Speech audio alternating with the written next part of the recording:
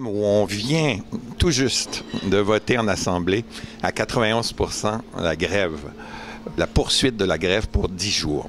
Alors, quels sont les enjeux de cette grève? C'est très simple. Oui, comme toute grève, il y a une question salariale, mais c'est pas la plus importante puisque on demande simplement de ne pas être 10% derrière Concordia ou derrière l'Université du Québec à Trois-Rivières, ce qui n'est pas une demande excessive.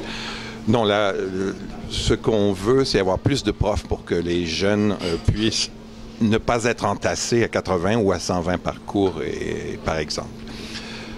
L'autre enjeu, c'est un enjeu de société. Moi, je suis aussi président des Artistes pour la paix et je trouve ça absolument effrayant que dans notre société, dans les 4 dernières années, avec les gouvernements Paul Martin et Stephen Harper, on a dépensé ou on a engagé pour 40 milliards de dépenses militaires agressives pour faire une guerre en Afghanistan.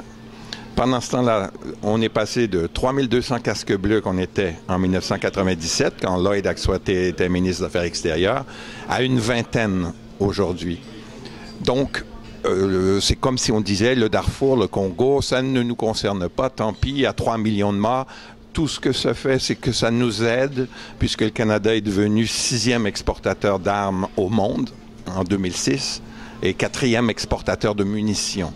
Et ça, bien sûr, sous l'incitation des conservateurs pour qui la liberté de vendre des armes est plus importante que tout le reste.